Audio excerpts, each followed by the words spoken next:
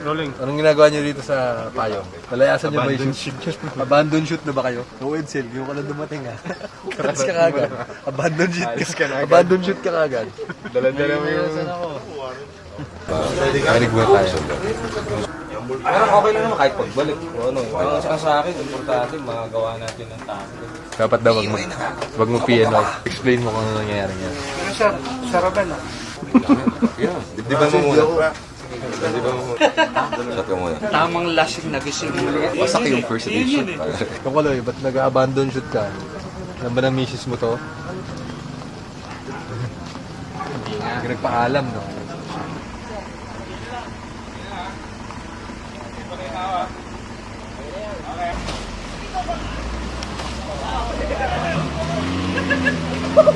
Panalo.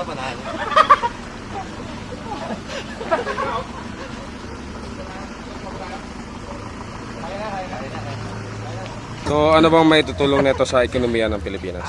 Bale, ano kasi, wala siyang may tutulong, so wala siyang kwenta. Malaki matutulong natin sa ekonomiya ng Pilipinas. Kasi para ma-promote yung mga lumang pelikulang Pilipino tulad ng Timbangkang Ngunit Kulang tsaka ng Kepweng. Pag nasikat yon, pag sumikat yon, pwede na natin i-export yung mga pirated DVDs nun sa ibang bansa. Tapos tataas na naman ang tourism sa Pilipinas dahil bisitahin nila tayo dahil ganda nga ng mga tao rito at ng mga lugar tanawin. Itong bahagi ng ating kultura, kabilang sa reasons kung bakit tayo nagkaka-tourism dahil napakakulay at napakayaman ng kulturang Pilipino. Oo, yung kultura, export yan, pop export yan, di ba? Pag si Jun Sabayton, nakita na ng buong mundo si Jun Sabayton, dadayuhin na siya ng mga mamamayang European, Amerikano, saka mga Banyaga. May-inspire ang mga kabataang Pinoy na maging mahusay na direktor tulad ni R.A. Rivera, na maging mahuhusay na musikero katulad ng Radioactive Sago, at mahusay na artista katulad nila Jun Sabayton at ni Ramon Bautista. Sa edukasyon, wala rin. Wala. Siguro mapapangiti ka lang ng mga 3 seconds, yun na yun. Yung director na yan, si R.A. Rivera yan. Malapit ba yan si Ari Rivera? Oo, yan. Sa ngayon, siya yung nakamalupit na director ng pelikulang Pilipino. Oo, mahambing natin kay Ben Pelean tsaka kay Mike Relon Makiling ng mga 80s. Ganun kay Ben M7 Yalong.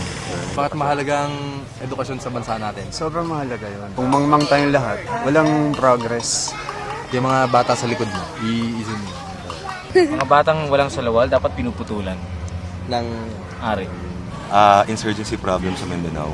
Ano yung matutulong ang suot mong shorts ngayon sa insurgency problem sa Mindanao? Malaki din kasi kung magsishort sila lagi doon, summer, so lalamig ang ulo nila. Kaway ka, Berto. Kaway ka, Berto. Totoo niya pangalan, Angelique. Malaki bang may tutulong nito sa edukasyon ng mga kabataang Pilipino ang ginagawa natin ngayon? Dapat pabigyan sila ng saplot dahil sagwa yung ginagawa nila.